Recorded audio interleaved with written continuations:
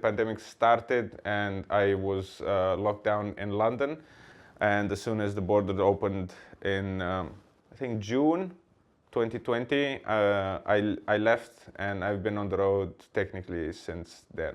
I've been on the road for almost 2 years now. I'm just a bum. I live wherever I sleep. Good job, are you ready to start the show?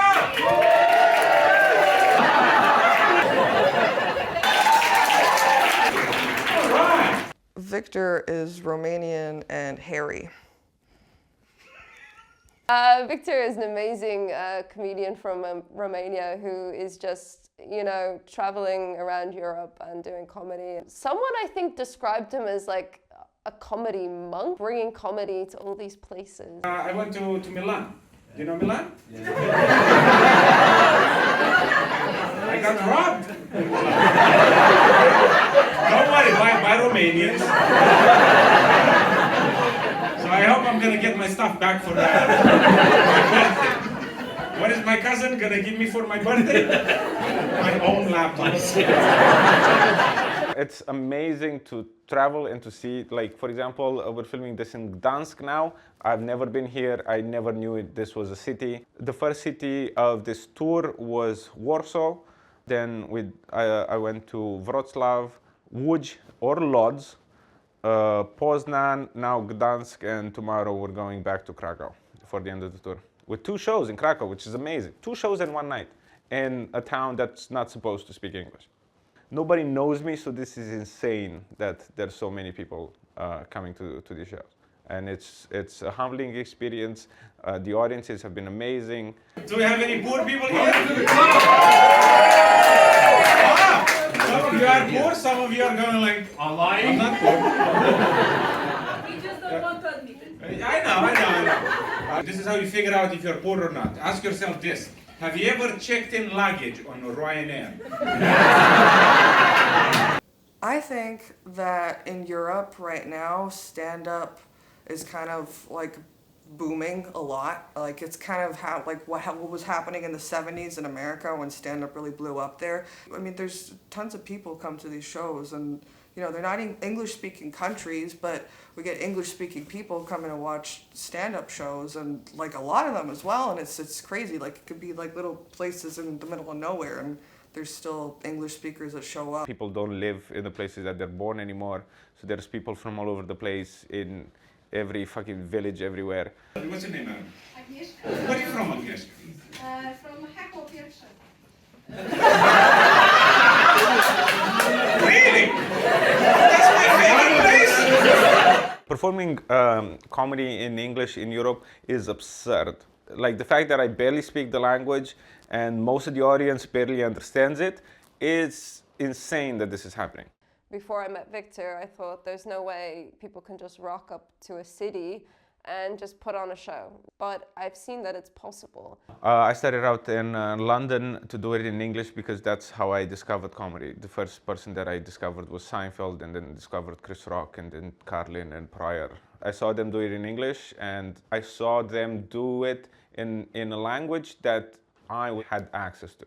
So I understood them from Romania, from like the village that I grew up in. Romanians, make some noise! Yeah. All right, hello sir? Yes. Hello, what's your name? Alex. Alex, can we say hello, Alex? Hello, guys. Is this the first time you feel welcomed in this country, Alex? Second time! Oh my God! When was the first time? When my fiance welcomed me. Who's the fiance? Are you the fiance? All right, madam, hello, what's your name? Anastasia. And are you from Gdansk?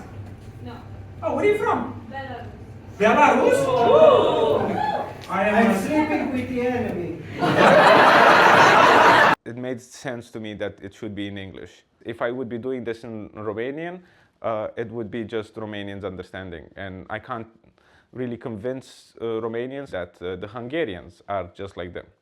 But when you do it in English, and in the same room there's a Hungarian, there's a Slovak, there's a Pole, there's a Romanian, and they're all horrified by the same thing, that's when they really understand that, oh, we're not that different. Okay, how long have you guys been together? 2 years. More.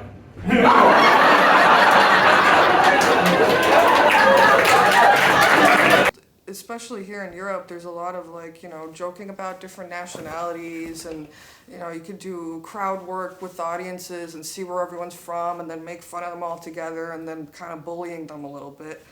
Brings them closer together, because you see a comic making fun of one guy who's from one place, and then you see him make fun of another guy from another place, and then make fun of himself or his nationality. So it's I don't know, it just brings people together like that, to just like not take it too seriously, about like our identities. Do we have any British people here? Yeah, go back to your fucking country. Hey. There's groups of friends where everyone is from a different country. They communicate through English. I see couples where they're from different countries and they don't know each other's language, so they communicate through English. Make some noise if you're in a couple with a person from a country where you don't know their language. Oh my God, this is amazing, man.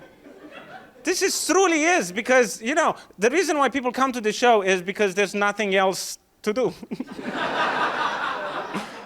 People are surprised that there's so many foreigners living in their town. People are surprised that they're not alone.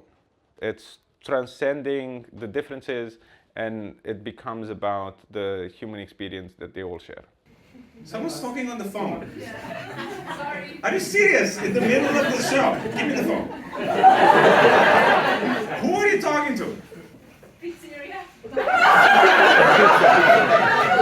No one's gonna bring it. The people who work at Uber Eats are here.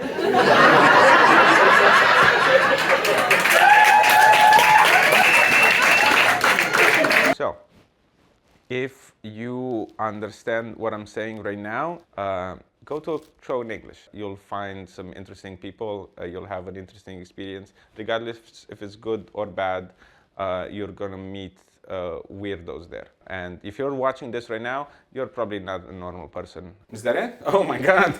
Oh Lord.